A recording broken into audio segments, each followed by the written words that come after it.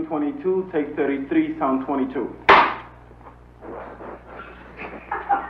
think I got most of that, baby. I swear for God, you got me good in that.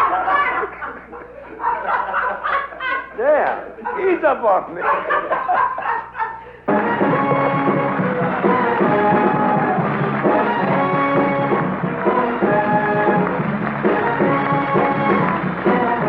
Then went into the Army. You know, that horrible... That was my first taste, really, of racism, you know, ever. Because I never had been exposed to it, being in show business, you know. You know, you'd run into the average bit of it, but not enough to upset you or anything, you know, or not even to be aware of, because I'm in show business, so I wasn't aware of it. And as a kid being in show business, I didn't learn till later about why we slept in bus stations and why we had to go to the police and say, where's their colored family that you can stay with, because you couldn't get in the hotels and things like that, and you couldn't eat in this restaurant. But there was a very close fraternity between most of the black and white performers at that time. That doesn't exist today. What were some specific examples of when you started first getting the message? Well, I think the first real thing that I got was in the Army when I was in basic training, and I hadn't even gone to basic training. I went in San Francisco, we went to the Presidio of Monterey, and the third day I was standing in line, and this was before desegregation came in the Army, you know. And I was standing in line, and at this place where there was black and white soldiers, and the cat said, you know, where I come from, niggas, you know, stand in the back, and they ain't here. I forget the exact line. Now, and I had my duffel bag, not my duffel bag, but you know the thing like you used to carry your shaving equipment in? And I just sundied him, you know, and knocked him down and had cut his lip. And he's bleeding from the lip, and he said, okay, you knocked me down, but you still a nigga. And that laid with me, you know, because that's so venomous. It really is, you know, that's the kind of cat that you ain't gonna never reach. Were there some points at which you, during that time when you had a lot of pressures on you, almost lost confidence in yourself? Oh, well, that happened to me, but not until I made it, really. Because, you know, when you're hungry and you're trying to get there, that's one thing. Because you've got that ambition that feeds on, and you keep crawling on your ambition to get there. I got there, then I lost control of everything. Sense of values. Now I had got the doll so wound up, but there was no relaxing. There was no being aware of anything. First of all, there wasn't much to be aware of anyway in those days. But I mean, the nominal awareness that wasn't there. I was just wrapped up in me. Then I got scared because I started to lose what I thought was the basic human instinct that I had had. And I got too phony. I did it all, man. I invented some. The ones that are in the book, I invented some other problems, you know. But you know, again, to relate to what you are. I sit today and I look back 25 years ago and I say, wow, I don't think my head would be where it is now if I had not gone through that 25 years ago. All the mistakes, being on all the time, emulating the white stars, not trying to get my own identity, but because that was the kick then, you know. That's what you had to do. So I decided if you got to do it, then I'd do it better than anybody else had ever done it. You know, in other words, when I started to do impressions and all of that kind of stuff, relating to a theatrical thing, being on Broadway and Mr. Wonderful and all, I wanted to do all that because I figured if Donald O'Connor can do it, man, I'm going to do it. Instead, so in other words, I was becoming a black Donald O'Connor, a black Mickey Rooney, instead of becoming a black Sammy Davis. What about the Rat Pack era? You and Sinatra and... Let me light a cigarette and I'll tell you, okay? I keep thinking now, just a few days ago, I read in the paper where the guy says that if you're caught with a joint, no longer will it be anything heavy, right? Like it should be no more than a traffic ticket. That's the first step to maybe 20 years from now to legalizing it, right? Now when they legalize marijuana, and I'm not talking pro or con for it, but I'm just comedically, I'm thinking, when they legalize it, they will be back to commercials again.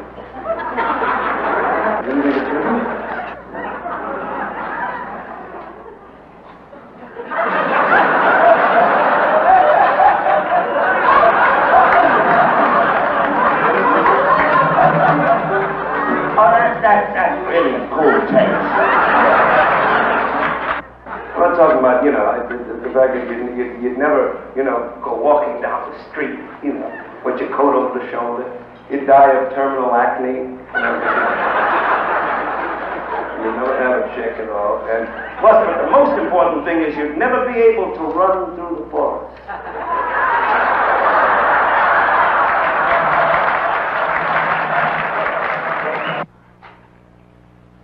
What about the Rat Pack era?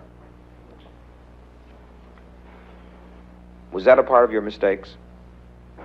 Well, let me tell you about the Sinatra thing. If it hadn't been for Frank Sinatra, I would have never been in films, really, because he gave me an opportunity in 3 pictures, based upon the fact that there was nothing to do really, except the fact that we got the job because we were all friends and buddies, and it was based upon a camaraderie that we had as a bunch of guys, as performers, that Frank said, why don't we all do a picture together? But so he helped my career tremendously.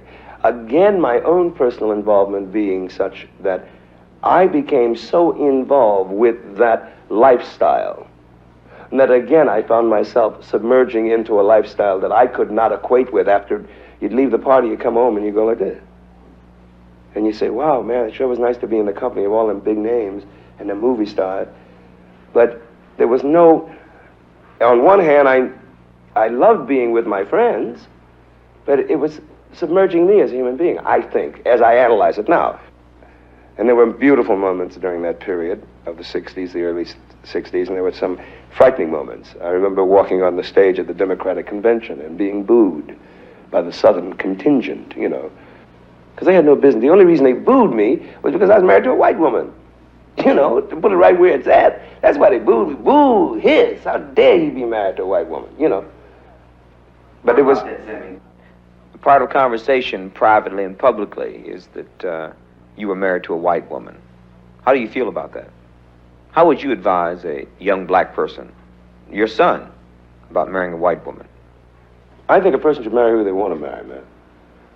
I think that you can be committed to your people, to the cause, whatever the terminology you want to use. It doesn't matter who you're married to. If you fall in love, you fall in love. If you're getting, I don't think anyone gets married, has children, and the rest to do a 3-sheeting job, And to me, I feel no thing about it. I really don't. I really don't feel anything about that. Because I think that's so damn private, man. That has to do with what I want a cat to do. If it's a brother on the corner, whatever it is, look at me and say, what did you do today to help? Don't talk about my private life. That's mine. That if I want to marry a dog, that's my life. This is the point. Whatever I had, I paid my dues to get it. And I mean paid them. In every way you want to talk about. But that's professionally. That's as a human being on a professional level. But as a human being, period, I tell my kids, marry who you want to marry. Now, I know that as sure as I'm sitting on this floor, man, a whole bunch of brothers and sisters don't like me. There's a whole bunch of white people that don't like me. Why do you feel there's a group of brothers and sisters who don't like you? Because there was a whole bunch of brothers and sisters that didn't like Jesus Christ. That's why. And ain't nobody ever been put on this earth that everybody liked. They done killed Martin Luther King, and the only thing he kept singing was, we shall overcome in love and peace. Killed him, wiped him out. Killed Malcolm. Wiped out everybody, man. Don't you understand? And some cat hired 3 black cats to wipe out the man who was the martyr of our time. And when they killed him, he had a half a church full of people. It wasn't like it was packed and jammed. Because already he was losing. And he says it himself, if you read his works, that there's a whole bunch of niggas that don't like me. Black folks like me, but not the niggas. Which is true. And 3 niggas knocked him off. Paid by white establishment. That's my feeling, and I will feel this as long as I live. And it was afterwards that the resurgence of this man, and suddenly we became aware of all the things that he was saying. Because as long as, doesn't it strike you funny that as long as Malcolm was preaching separatism, as long as he was preaching such vehemence, he never got hurt at all. It was when he came back from Mecca and he said, we must all live together. We must as black people do our thing, but we must all live on this earth as one, blah, blah. That's when he started getting his house bombed. He got wiped out months later. Same thing with King. As long as King was heading the marches, they put him in jail, that was it. As soon as he started talking about Vietnam and the workers and this, that, and the other, getting out of his field of reference, really, heavy, too heavy for somebody. Wipe him out. You know, and it's frightening to me. So that's why I say a lot of people will not like any performer. And you try to relate, I'm not talking about relating in terms of, oh, hi, brah, and do the fist, and whatever it is, and hey, man, right on. I'm not talking about the words. I'm talking about in your heart, relating to what the problems are. But the society in which we live in today, it has gotten to a point where you cannot do that anymore, based upon the fact that I must do what I feel. If I feel that I want to help in this area, I try to do it, and I try to do it sans publicity. Not based upon the fear that I have for my job, but I think that sometimes if I want to help some brothers who are in trouble, my lending my name to it defeats the very purpose that they're trying to achieve. But money is money. Heart is heart. You should lend your heart and your money. And if you ain't got the money, then lend your body, man, to it. You know. But I'm talking about, I think that if the performer can be used, then he should be used. To put my obligation into black positive things. I'm not talking about national organizations. It can be something that's happening on the corner. A project that because I found out, and Walter Mason can tell you, we found out that you go into a town, and sometimes it's as little as $100, because you go to an area where some projects are, and they got a recreation center, ain't got no pool table, ain't got no records to play, so the kids don't go there, they hang on the corner, right? Jesus, you walk in and you look around and you say, hey, well, I know I can get a pool table, and I know I can get the record player, and I'll get Reprise at that time, or my own company, to send records. You're in a privileged situation. First of all, I can't help but make an analogy between yourself and Lena Horne. I mean, the two of you are, for lack of a better phrase, are superstars, are using to some extent your sense of commitment. You're evolving a new sense of self, and most importantly, like, you're going in front of the nation and you're saying, I'm black and I'm proud and I'm relating to my people. I'm not going to use anybody's name, but I'm sure you won't. But we're the heads of a lot of the black superstars. We don't see them like we see you in Philadelphia with the street gangs. We don't see them saying what Lena said in terms of what's happened to her. Well, I think they're phonies. That's what I think. And the bitter irony of it all is that, again, I have to sit by, man, and watch these people be lauded by our brothers and sisters in the streets. And the brothers and sisters must be aware that they ain't doing nothing. But it took me a long time to get there. Maybe my brothers and sisters who are superstars need that kind of time. And there are many who say, I don't want to get involved in it. But I don't know how you cannot get involved in it, because they are, first of all, black, and they are committed. Whether they want to be committed or not. The very nature of the skin commits you. I don't read a script that I don't weigh and say, I wonder what the brother in the corner is going to think about this. How can I change it if it's wrong? Because the black performer, again, has that obligation. That we are black performers. And so therefore, I'm not talking about you got to come out every time, man, and do a number. Because like on Laugh-In, you know, I do jokes. But somewhere along the line, I've got to relate to what's really happening. Somewhere. So that the brother who's watching me, who may not necessarily buy my records, may not go to my movies, may not come to the Copa or the Sands Hotel to see me, will say, yeah, in a bar or in his house. Yeah. That's all. That's my thanks. But the black audience owes that black performer an obligation of watching and supporting him. unless he turns out to be really the rat of all time. What I mean when I say rat, I mean he's not doing anything, he's doing things that embarrass the black population. Now, I know a lot of people don't like Flips doing the deacon. I've heard a lot of talk about it. Geraldine they don't like. Now, my personal thing is I think Geraldine's funny. I feel a little funny about the deacon.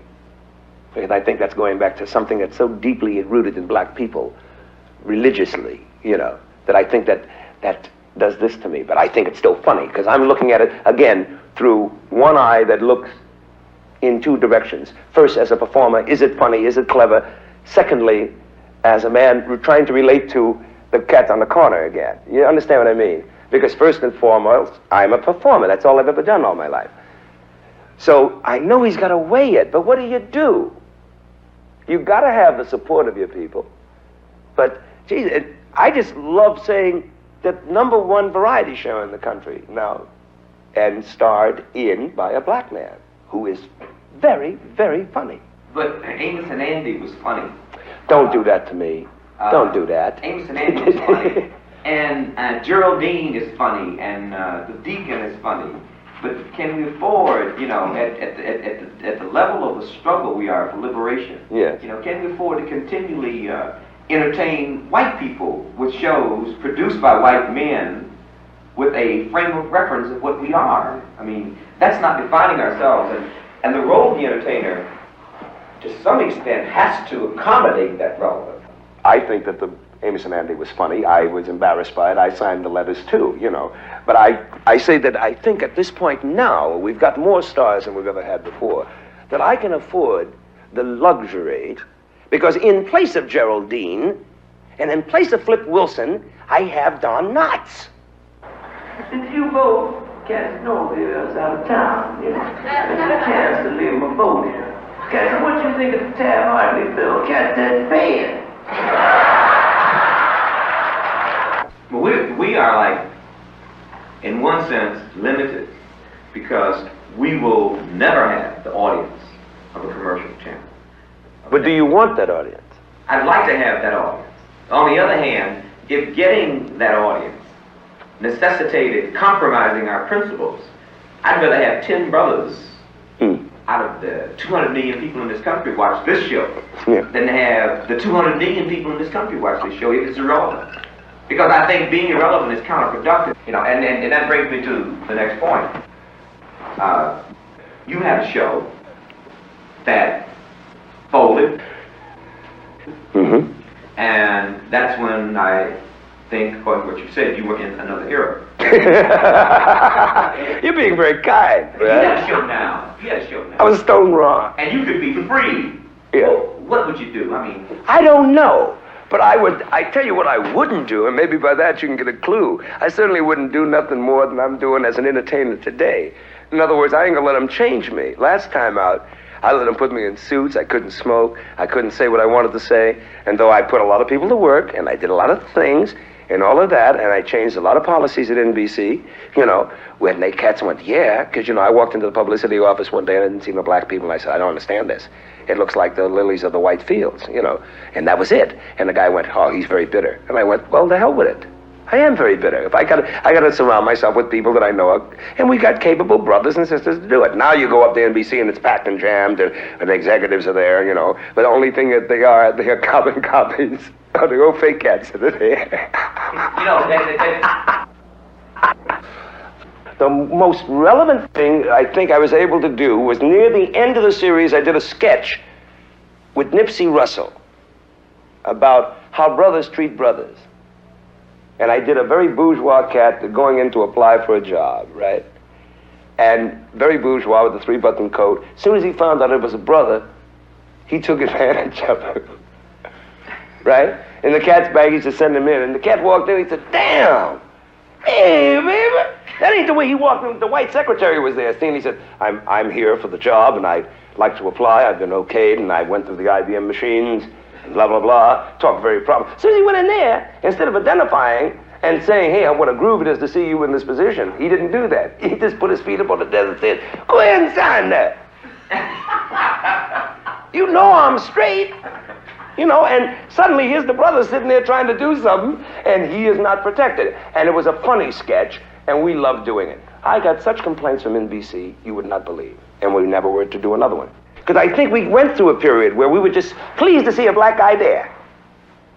You know, there we are. There we are, we're in there. Because we needed that at that period. Now we've got to go on further. You know what I mean? And it's not just seeing the black cat there anymore. You know, it's like the guys, I will believe till I die that when the pressure came on the Madison Avenue and they said, you got to put black people into commercials, they said, we'll show them black people in a commercial. So they put them in commercials where black people look ludicrous in. You know, because everybody has a white neighbor. You very rarely see two black women talking. And if they're black women talking, they're not the sisters. It's bourgeois, middle class, you know, straight hair, no do's, never a do, ever, never a do, you know. Can't look like Gloria Foster. No chance, you know. You must look like, you know, the old days of tan confessions, you know, and that's it. And I look, and I say it on the stage sometimes, I say, it's ridiculous, because it doesn't relate to anything.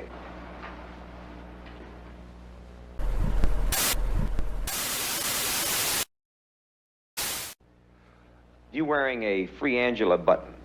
Have you had any reaction from other people as a result of wearing that button? Well, that was a fan of mine in the restaurant, and it was at the restaurant at the airport, and the guy walked up and asked for my autograph. And he was white, and he said, gee, the wife gets a big kick out of you when it's you on the laughing and all that. Sign this for the kiddies, you know. And I signed it, and he said, I was wondering if... And he started staring at the button that I was wearing, you know, this button. And he was going like this, and he kept saying, I was, and he was trying to focus on it, because I was blowing his bubble, because they have an image of me, I guess, of another kind. My involvement with Angela is, again, the injustice of it all. Her political beliefs, you know, are her own. I don't share her political beliefs. I share her blackness. And I share the injustice to any black person. And there's no way that she's going to get the right kind of trial. We know that. It's stacked against her. They've made her the most wanted woman since Bonnie and Clyde.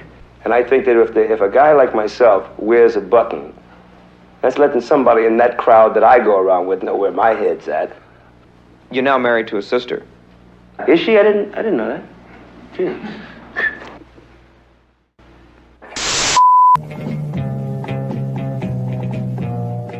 I just recently married. I've been married for 7 months, and I've never been happier in my life. And I think it's really, no, it really has, you know, it really has taken my head, man, twisted it around, because I never knew that kind of happiness existed, you know. And it's so groovy and so nice. I've been in the hospital 5 times in 7 months.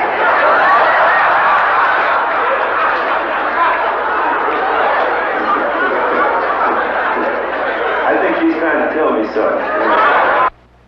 I'm absolutely, you know, flabbergasted by the fact that we as a people, almost without the underground, which they keep saying we got, and everything else, our underground is a soul underground. You know, don't take no trains or nothing. Just something happens. It's the same thing compared to, as soon as downtown gets the dance, we've gone on to another one. And nobody ever told us that they got it. And we didn't care about it. But when they get funky chicken, we're into something else. There's something else, you know, it's the thing that we have that ain't no other people got in the world. It's that immediate eye-to-eye contact that says, champ, or that says, yeah. That's that same thing again, that one word, yeah. And you know, and it's not followed by he's down, right on, but really just, yeah.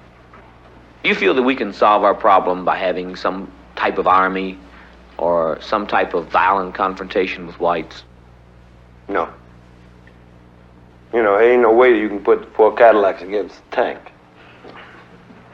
2 rusty razors, you know, against an M1.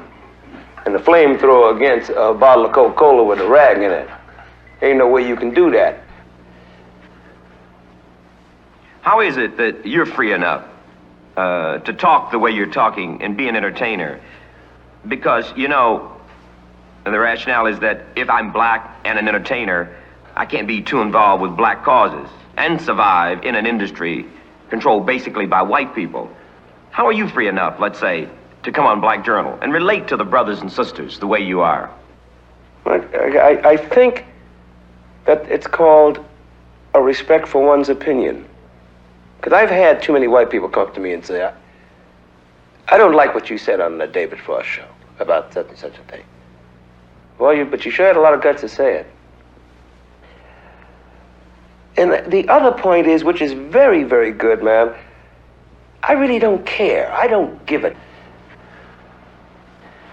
When I say this is a racist society in which we live in, everybody knows it is. That ain't no big statement to make.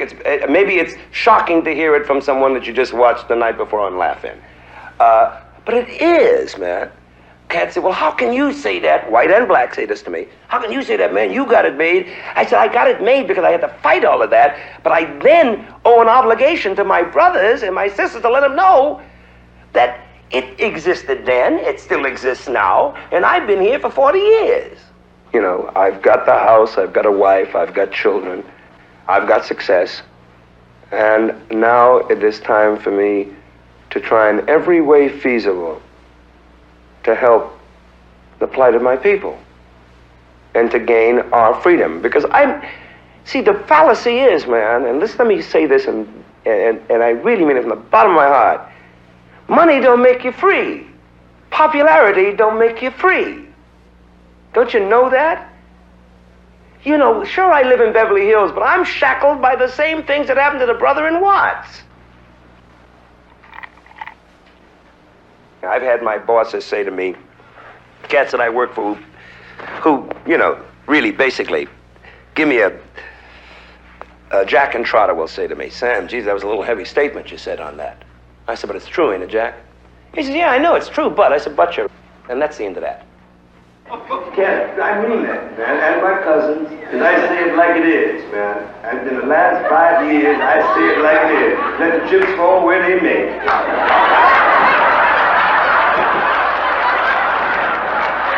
Because he's got to respect me.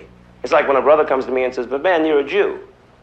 You know, I look at him and say, what's your religion? And he says, I'm a Baptist, or I don't have one, or I'm a Muslim. I said, well, our religion is blackness. Because if we ever get to the point where we started talking about he's a black Jew, he's a black Catholic, he's a black Baptist, he's a black Muslim, really, save for the titles that the papers put on people, then we're in trouble. Our real religion, and the thing that connects us all, is our blackness. The religion of blackness. That's it. Cut!